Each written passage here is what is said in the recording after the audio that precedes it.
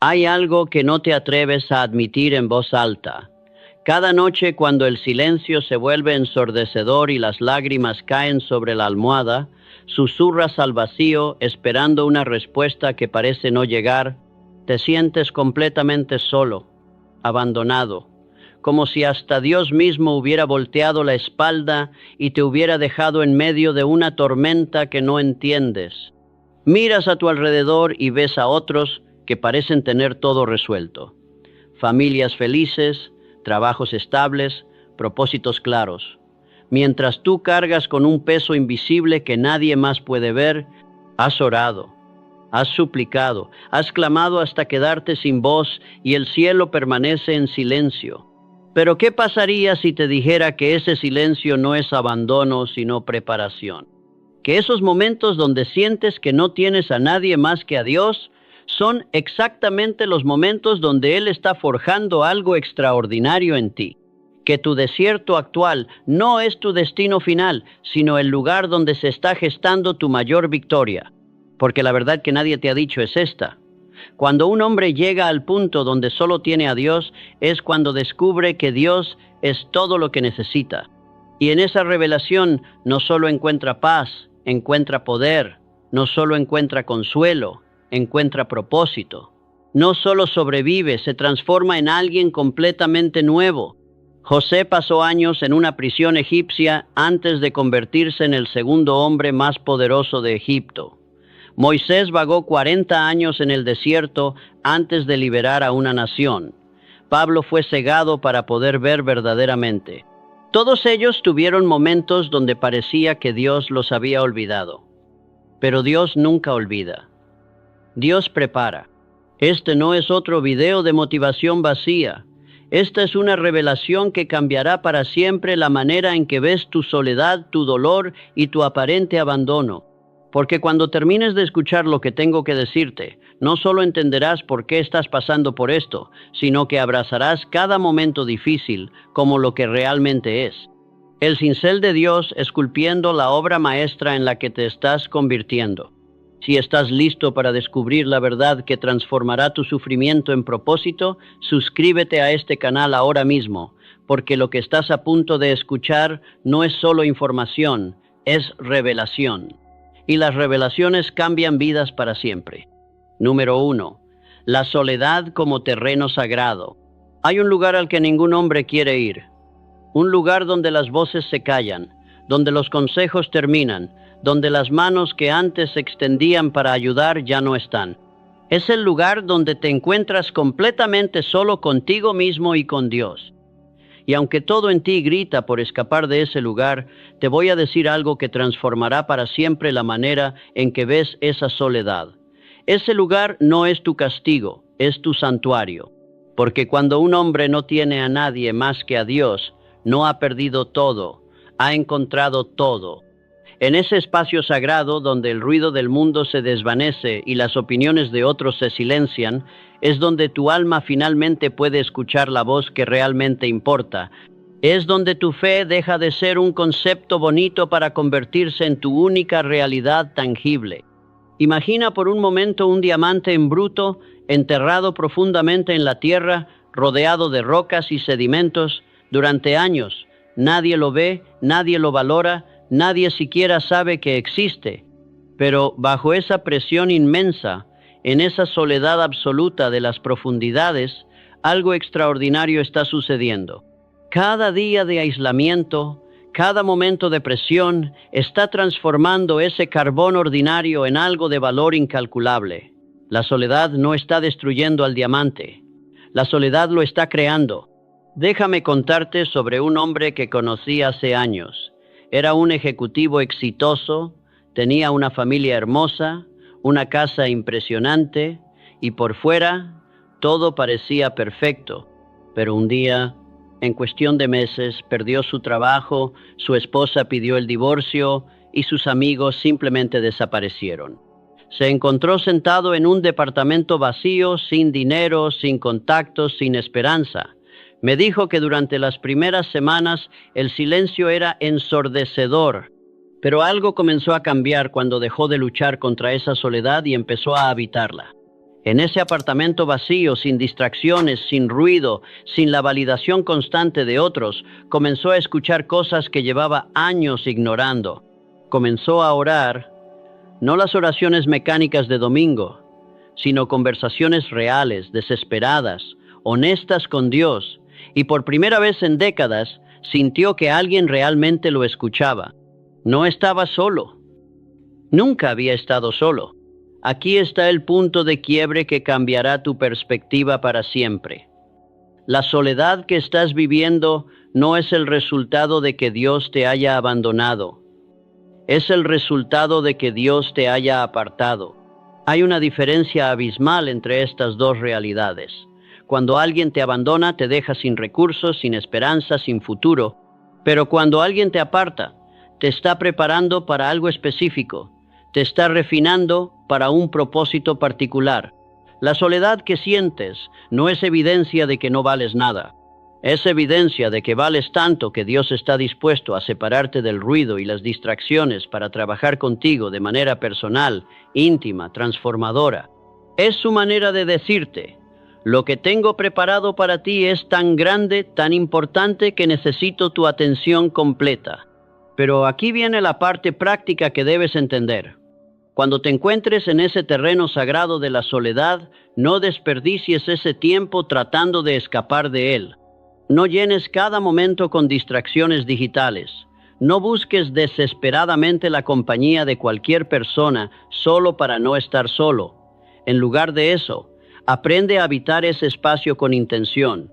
Establece momentos específicos cada día para estar en silencio, para orar, para reflexionar, no como una obligación religiosa, sino como un encuentro personal con el Creador del universo, que ha decidido encontrarse contigo en tu soledad. Escribe tus pensamientos, tus miedos, tus sueños.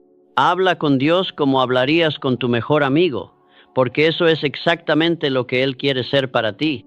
Y cuando sientas que la soledad te está asfixiando, recuerda que los momentos más poderosos en la historia de la humanidad han nacido en la soledad.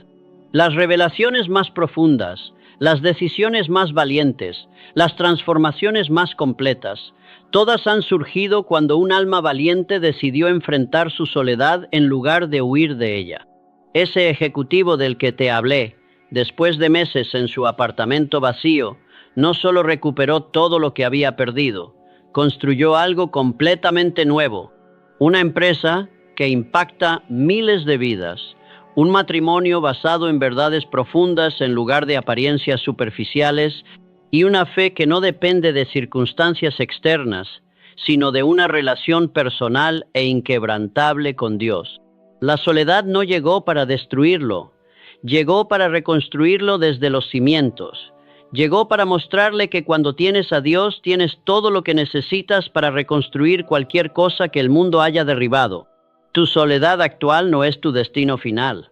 Es tu seminario de transformación personal dirigido por el mismo Dios que creó las estrellas. Y cuando salgas de ese lugar, y si vas a salir, no serás la misma persona que entró.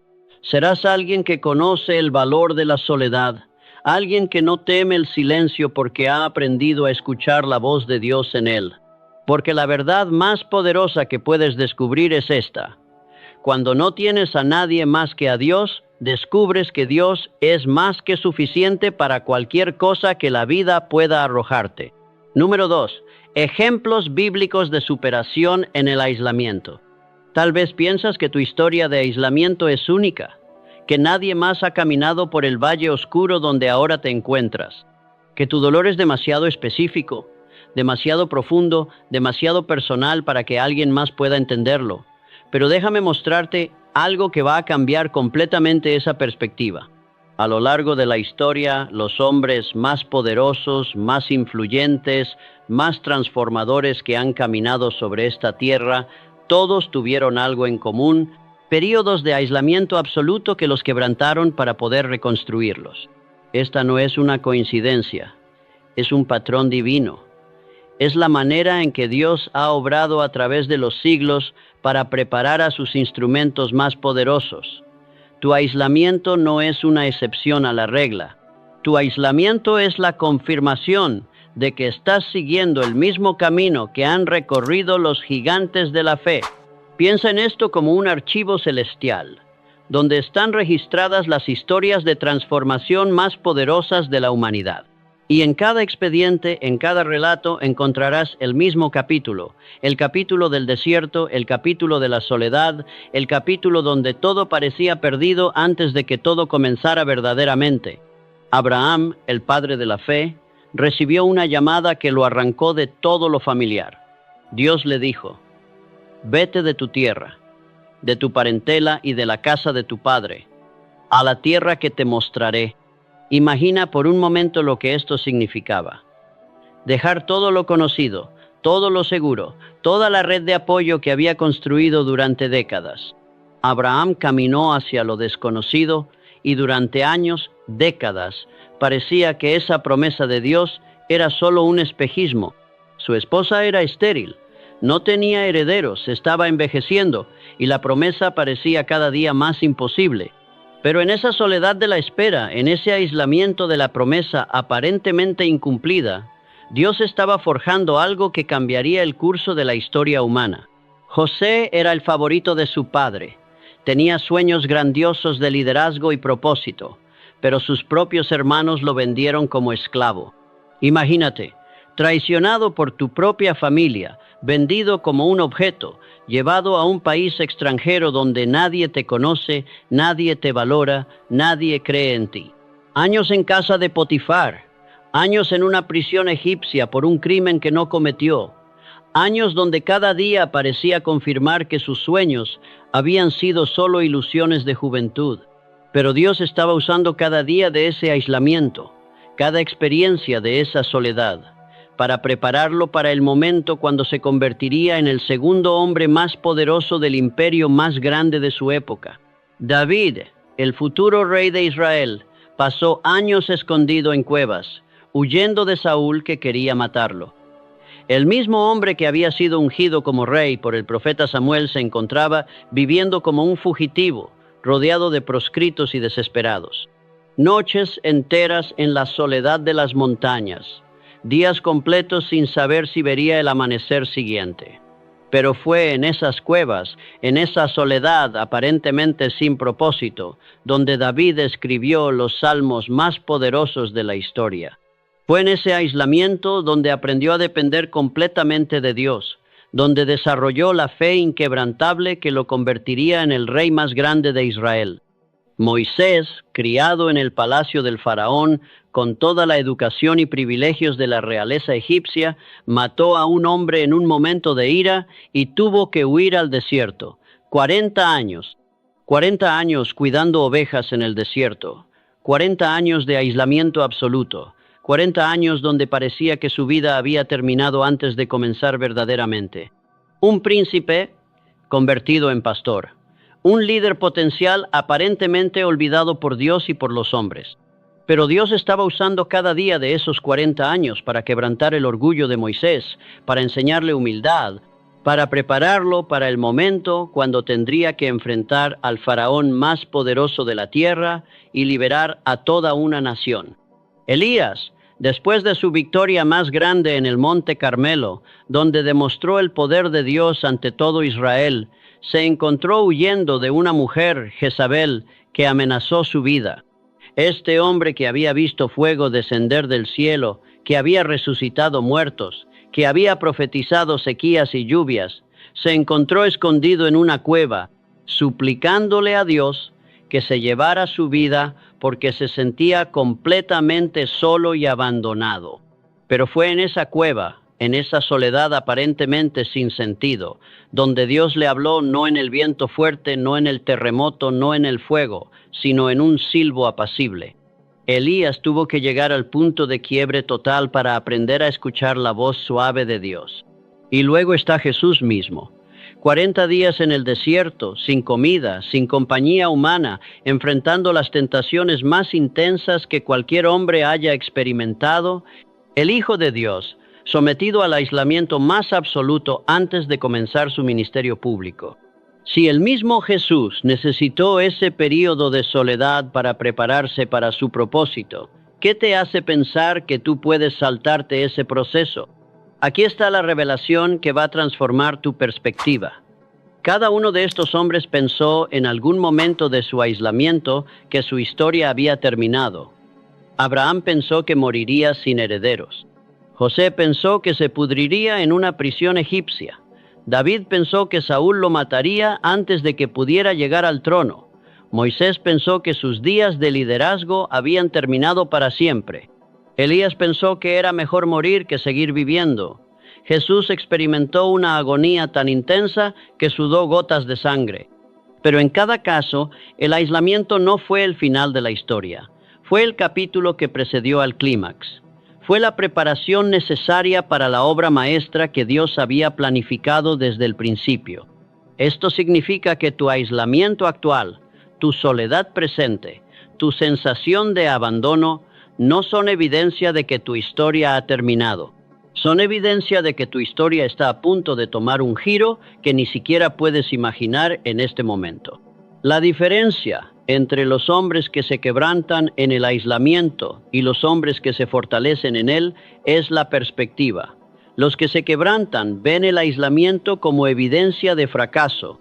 Los que se fortalecen ven el aislamiento como evidencia de preparación. Cuando te sientas completamente solo, cuando parezca que Dios te ha olvidado, cuando no puedas ver ningún propósito en tu sufrimiento, recuerda estos nombres: Abraham, José, David, Moisés, Elías, Jesús.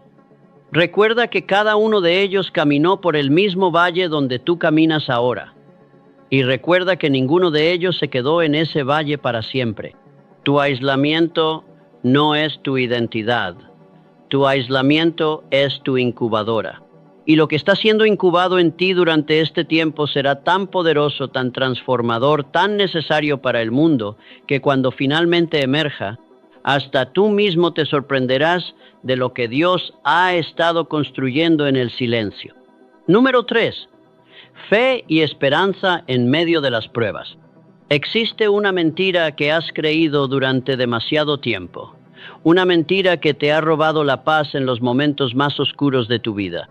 La mentira es esta: que la fe significa no tener dudas, que creer en Dios significa nunca cuestionar, nunca luchar, nunca sentir que el mundo se desmorona a tu alrededor. Pero esa no es fe, eso es negación.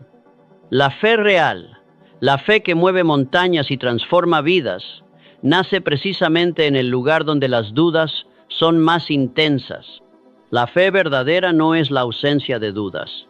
La fe verdadera es la decisión consciente de confiar en Dios a pesar de las dudas.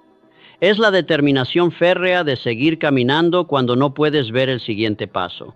Es la capacidad sobrenatural de decir: aunque Él me mate, en Él esperaré, como lo hizo Job en medio de su sufrimiento más profundo.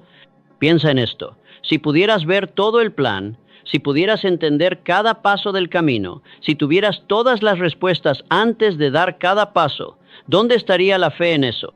Eso sería conocimiento, no fe. La fe opera precisamente en el territorio de lo desconocido, en el espacio entre lo que puedes ver y lo que debes creer.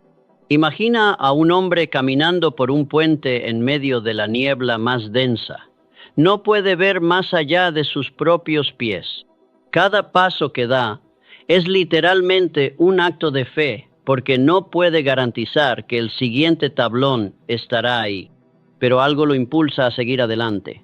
La confianza en que alguien más poderoso y más sabio que él construyó ese puente para soportar su peso, para llevarlo al otro lado.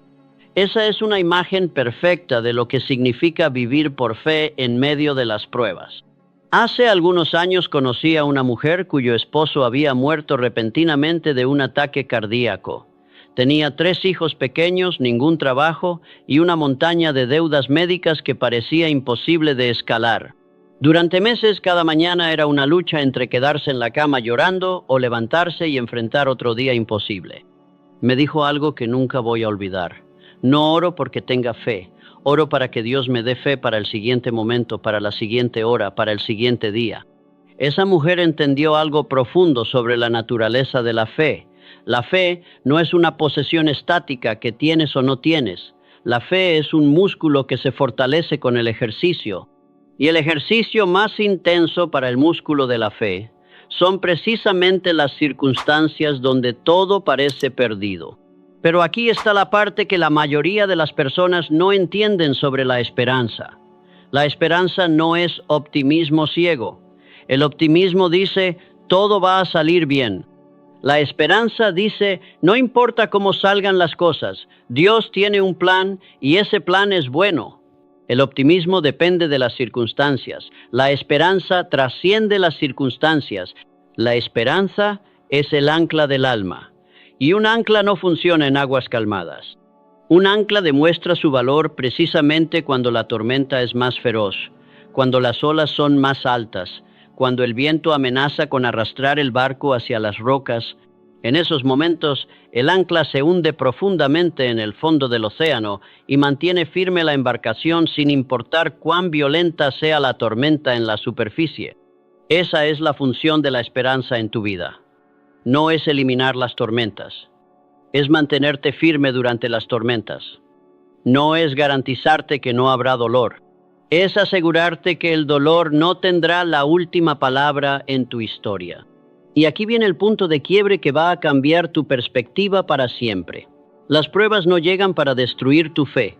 Las pruebas llegan para revelar tu fe, para mostrarte de qué material estás realmente hecho, para demostrar, tanto a ti como al mundo, que hay algo en ti que no puede ser quebrantado por las circunstancias externas. Cada prueba que enfrentas es una oportunidad de demostrar que tu confianza no está puesta en lo que puedes ver, sino en aquel que controla lo que no puedes ver. Cada momento de duda que superas es una victoria que fortalece tu capacidad de confiar en momentos aún más difíciles que puedan venir. Pero seamos prácticos. ¿Cómo se vive esto día a día cuando sientes que te estás ahogando? ¿Cómo mantienes la fe cuando cada evidencia visible sugiere que Dios se ha olvidado de ti? Primero, cambia el enfoque de lo que no puedes controlar a lo que sí puedes controlar. No puedes controlar cuándo llegará tu respuesta, pero puedes controlar si sigues orando. No puedes controlar cuándo cambiará tu situación, pero puedes controlar si sigues confiando. No puedes controlar el cronograma de Dios, pero puedes controlar tu respuesta al cronograma de Dios.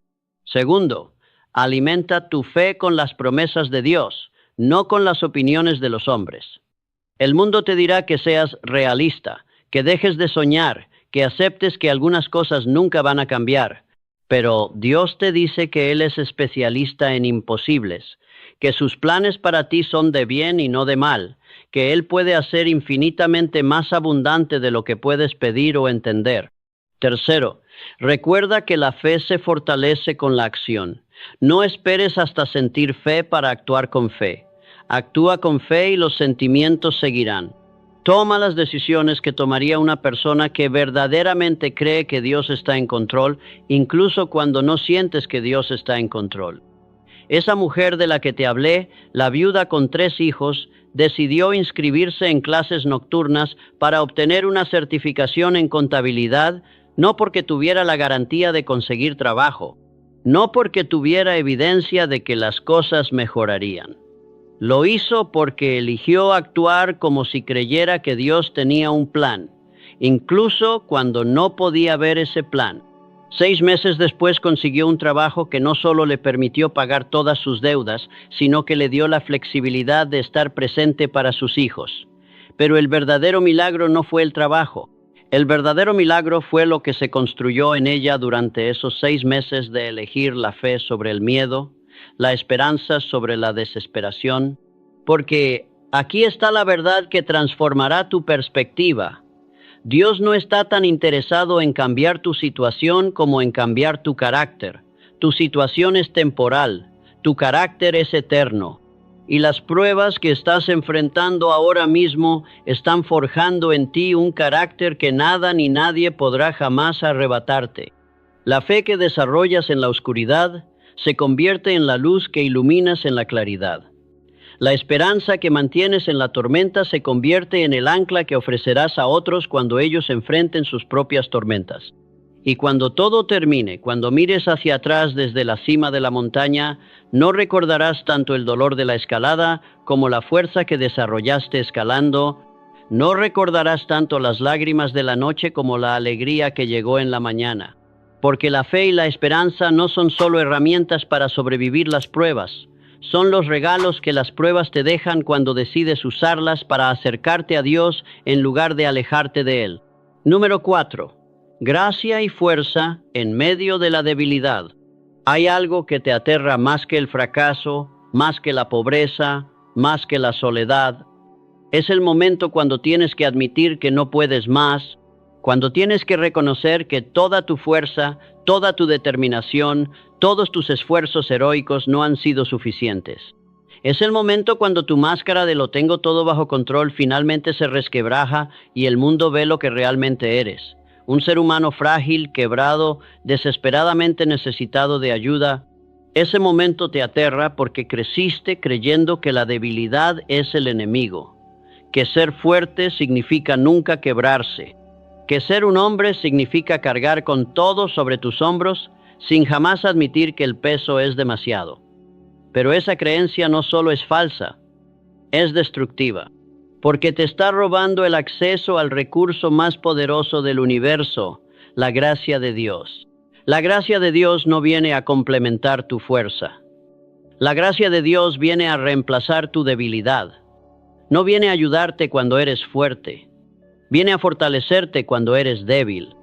Y aquí está la paradoja que va a revolucionar tu manera de ver las dificultades. Tu debilidad no es el obstáculo para recibir el poder de Dios. Tu debilidad es el prerequisito para recibir el poder de Dios.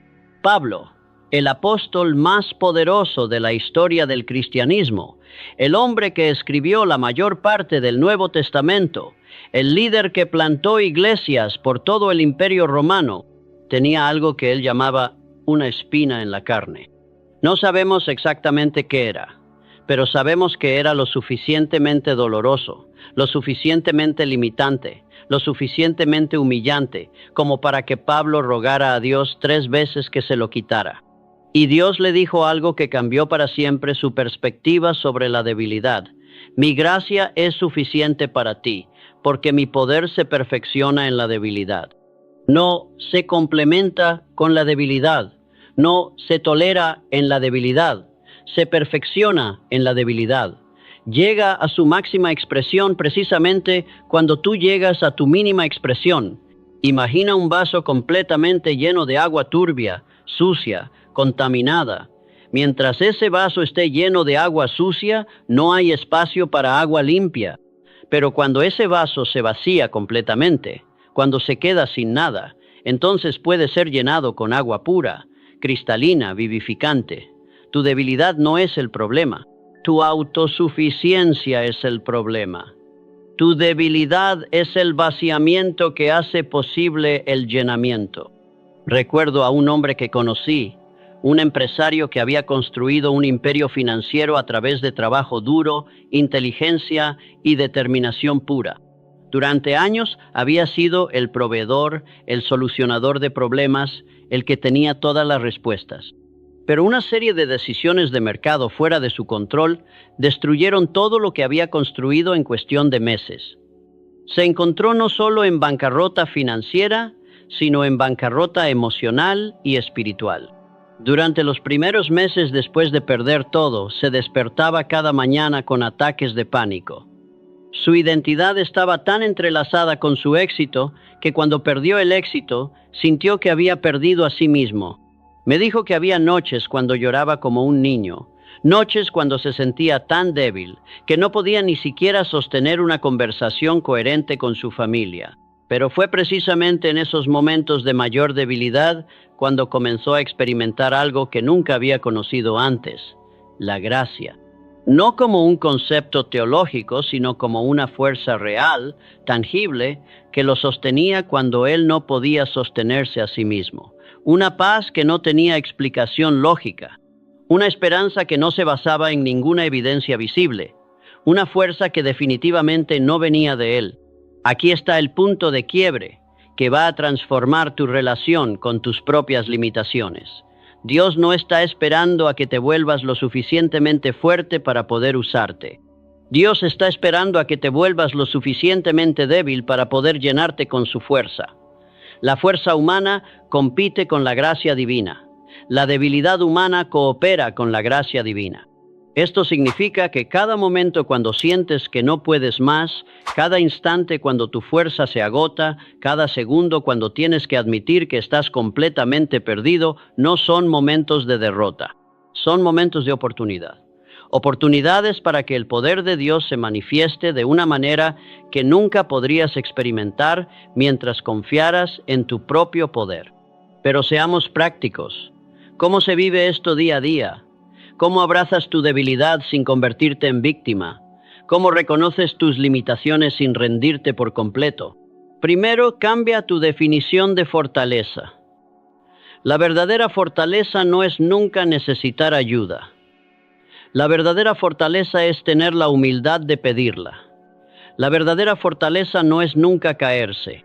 La verdadera fortaleza es levantarse cada vez que te caes, sabiendo que no te levantas con tu propio poder, sino con el poder de aquel que te ama incondicionalmente. Segundo, aprende a ver tus limitaciones como invitaciones. Cada área donde eres débil es una invitación para que Dios sea fuerte.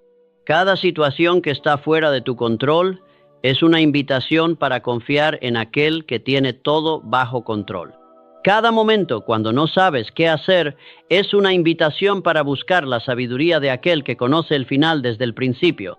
Tercero, desarrolla lo que yo llamo la disciplina de la dependencia. Así como ejercitas tu cuerpo para mantenerlo fuerte, debes ejercitar tu alma para mantenerla dependiente de Dios.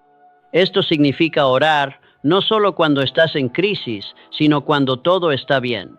Significa leer la palabra, no solo cuando necesitas respuestas, sino cuando necesitas dirección.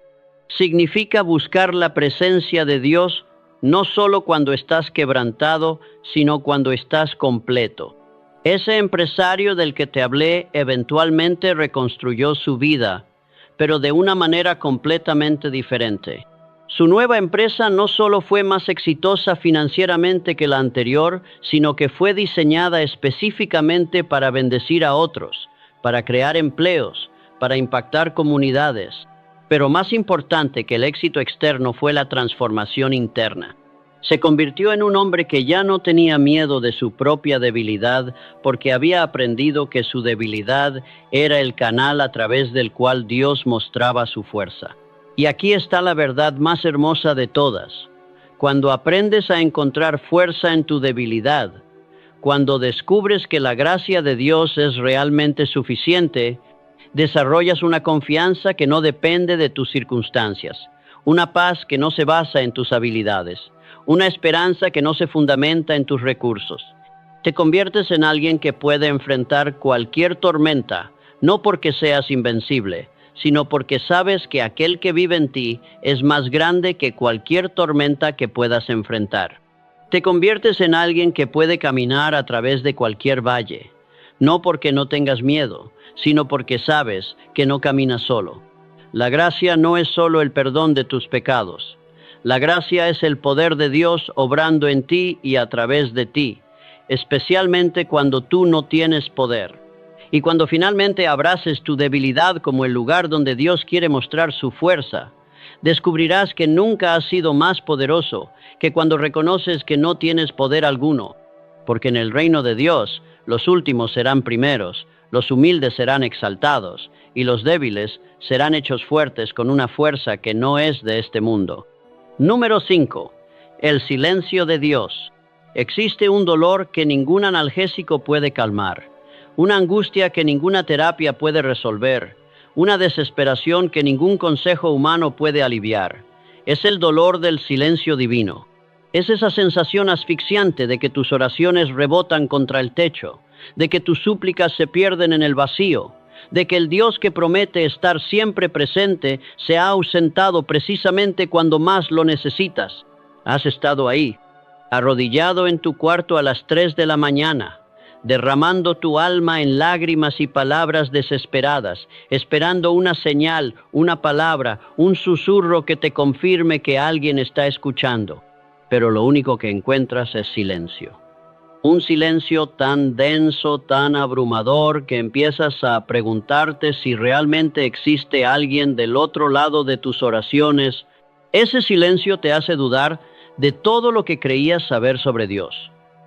Te hace cuestionar si realmente te ama, si realmente tiene un plan, si realmente está involucrado en los detalles de tu vida o si simplemente creó el mundo y se alejó para observar desde la distancia mientras luchas con problemas que Él podría resolver con una palabra. Pero déjame contarte algo que va a cambiar para siempre la manera en que interpretas el silencio de Dios. El silencio divino no es evidencia de ausencia divina. El silencio de Dios no significa que Dios no esté trabajando. Significa que Dios está trabajando a un nivel tan profundo, tan transformador, que requiere tu concentración completa, sin distracciones, sin ruido externo. Piensa en un cirujano durante una operación compleja. Durante las horas más críticas de la cirugía, cuando la vida del paciente cuelga de un hilo, el quirófano se convierte en un lugar de silencio concentrado. El cirujano no está hablando con el paciente. No está explicando cada movimiento, no está brindando actualizaciones constantes. Está completamente enfocado en el trabajo que está realizando, trabajo que requiere toda su atención, toda su habilidad, toda su experiencia. Ese es el silencio de Dios durante los momentos más críticos de tu vida. No es negligencia, es concentración divina, no es abandono. Es intervención especializada. Dios está tan enfocado en la obra que está realizando en ti, está tan involucrado en la transformación que está llevando a cabo en tu alma, que no puede permitirse la distracción de explicarte cada paso del proceso. María y Marta enviaron un mensaje urgente a Jesús. Señor, aquel que amas está enfermo. Su hermano Lázaro se estaba muriendo, y ellas sabían que Jesús podía sanarlo con una palabra. Pero Jesús no vino inmediatamente. Se quedó donde estaba por 2 días más. 2 días de silencio mientras Lázaro agonizaba. 2 días de ausencia aparente mientras las hermanas rogaban por su presencia. Y Lázaro murió. Murió esperando la llegada de aquel que tenía el poder de salvarlo. Murió en el silencio de aquel que tenía la autoridad sobre la muerte misma. Cuando Jesús finalmente llegó, Marta le dijo exactamente lo que tú has sentido en tus momentos de silencio divino. Señor, si hubieras estado aquí, mi hermano no habría muerto. Pero Jesús no había estado ausente. Jesús había estado trabajando en un plan que era infinitamente superior al plan que María y Marta tenían en mente. Ellas querían sanidad. Él quería resurrección. Ellas querían una extensión de vida. Él quería una demostración de que Él es la vida misma. El silencio no había sido negligencia. El silencio había sido preparación para un milagro que nadie había imaginado posible. Recuerdo a un padre de familia que perdió su trabajo durante una recesión económica. Durante meses oró fervientemente por una nueva oportunidad de empleo. Envió cientos de currículums, hizo docenas de entrevistas, siguió cada lead posible, pero cada puerta se cerraba, cada oportunidad se desvanecía. Sus oraciones parecían rebotar contra paredes de silencio. Durante ese periodo, me dijo que a veces se despertaba en medio de la noche gritándole a Dios: ¿Dónde estás? ¿Por qué no respondes? ¿No ves que mi familia está sufriendo? Pero lo único que recibía a cambio era más silencio. Silencio tan profundo que empezó a preguntarse si Dios realmente existía o si había sido solo un invento de su imaginación desesperada. Pero durante esos meses de silencio aparente, algo estaba sucediendo que él no podía ver. Su hijo adolescente, que había estado alejándose de la familia, comenzó a ver a su padre de una manera completamente nueva. Vio un hombre que, a pesar de estar quebrado, seguía orando. A pesar de estar confundido, seguía confiando. A pesar de estar en silencio divino, seguía buscando a Dios. Ese hijo, años después, me dijo que fue durante esos meses de silencio de Dios en la vida de su padre cuando él decidió entregar su vida a Cristo, no por las palabras que su padre le había predicado, sino por la fe que su padre había demostrado en medio del silencio más profundo. Aquí está el punto de quiebre que va a transformar tu perspectiva sobre el silencio divino. Dios no siempre responde a tus oraciones de la manera que esperas, en el momento que esperas, pero Dios siempre está respondiendo. A veces su respuesta es sí, a veces su respuesta es no, a veces su respuesta es espera, pero su respuesta más poderosa es a menudo: yo estoy haciendo algo mejor de lo que tú estás pidiendo. El silencio de Dios no significa que Él no esté escuchando. Significa que Él está procesando tu petición a un nivel que trasciende tu entendimiento humano. Significa que Él está trabajando en variables que tú no puedes ver, coordinando elementos que tú no puedes controlar, preparando respuestas que tú no puedes imaginar. Pero seamos prácticos. ¿Cómo sobrevives al silencio de Dios sin perder tu cordura o tu fe? ¿Cómo sigues confiando cuando sientes que estás hablando con las paredes? Primero, cambia tu expectativa de comunicación constante a confianza constante. Dios no te debe una explicación detallada de cada paso de su plan. Lo que Dios te ha dado es su palabra de que Él te ama, de que tiene un plan para tu vida, de que todas las cosas obran para bien para aquellos que lo aman. En el silencio, aférrate a esas promesas como a un salvavidas. Segundo, usa el silencio como una oportunidad para desarrollar lo que yo llamo fe madura. La fe inmadura necesita confirmación constante. La fe madura puede caminar en la oscuridad, confiando en el carácter de aquel que conoce el camino. El silencio es el gimnasio donde tu fe desarrolla músculos que no sabías que tenía.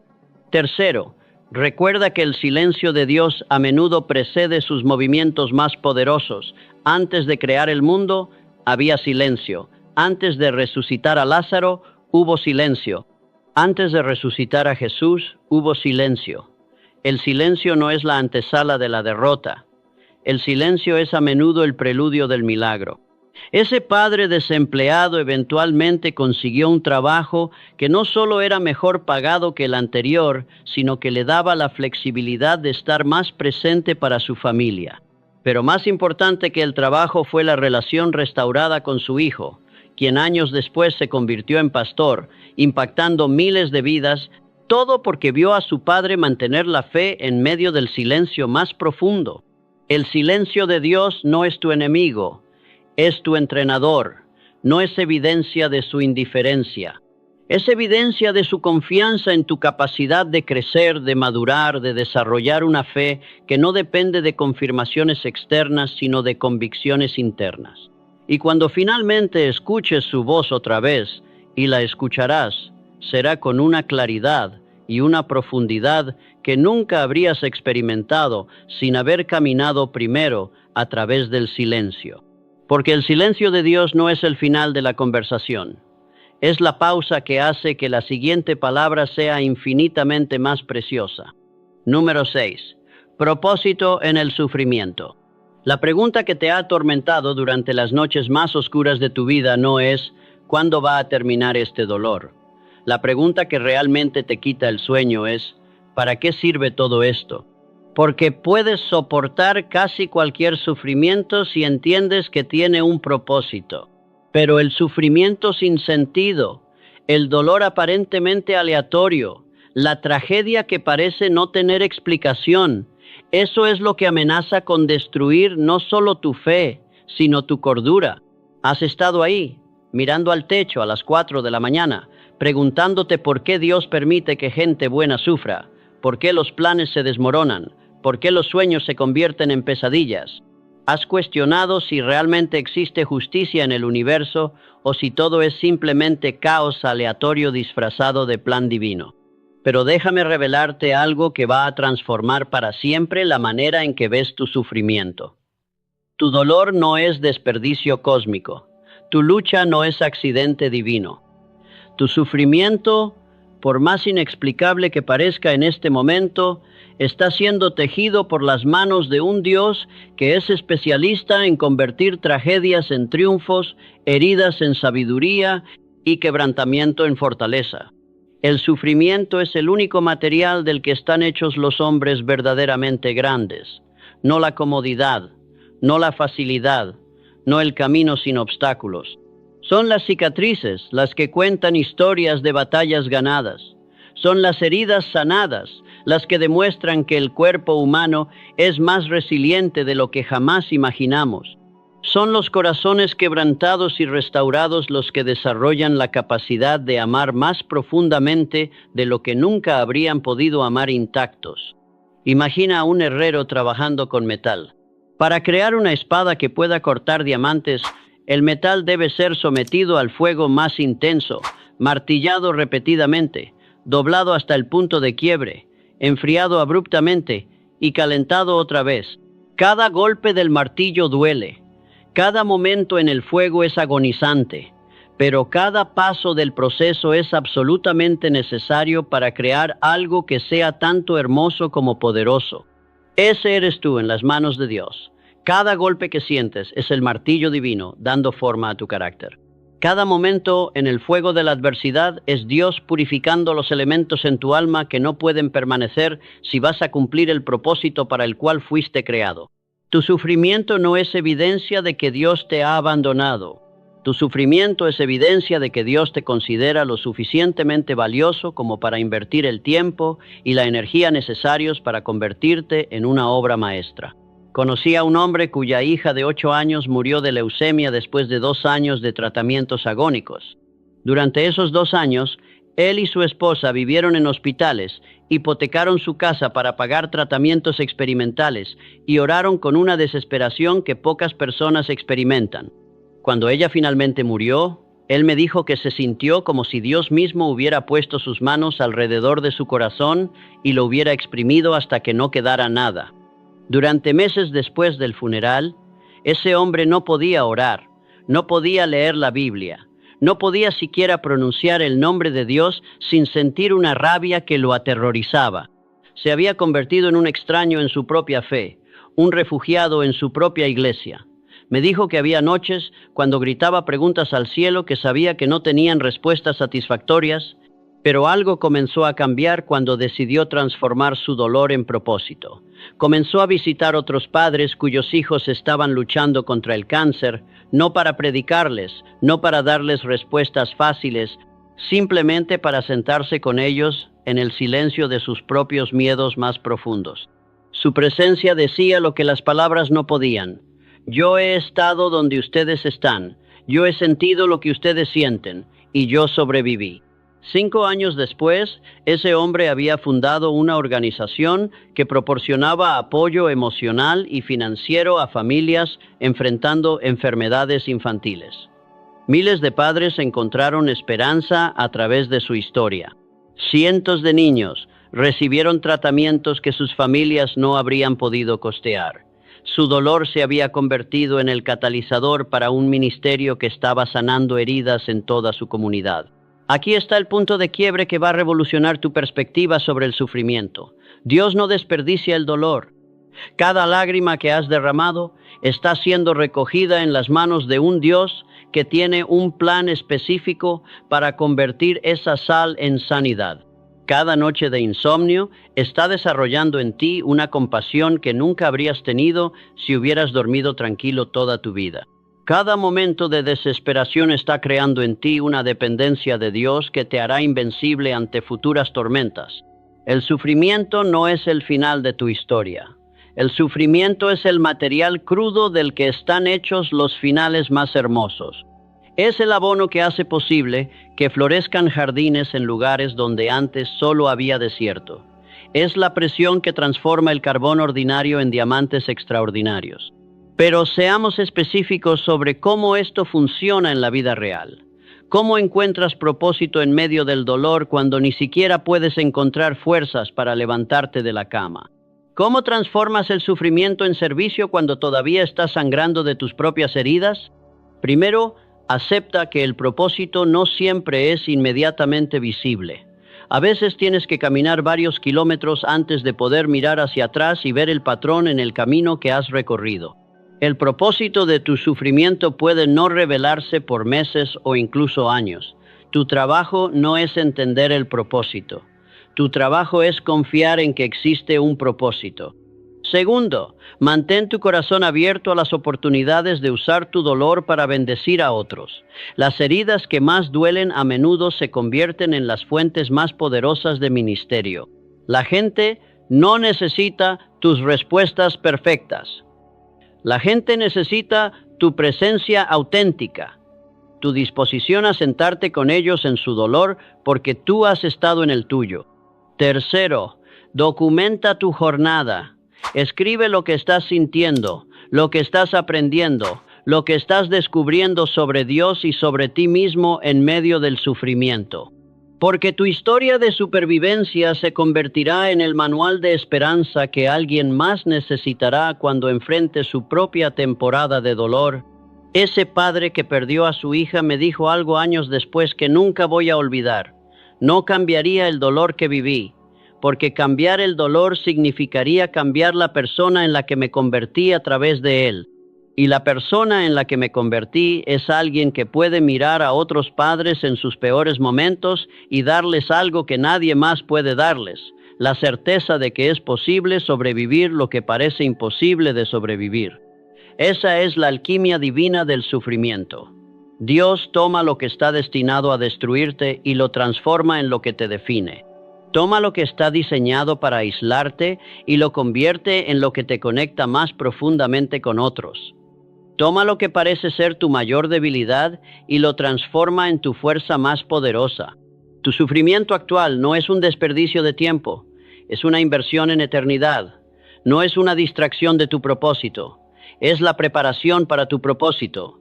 No es evidencia de que Dios te ha olvidado.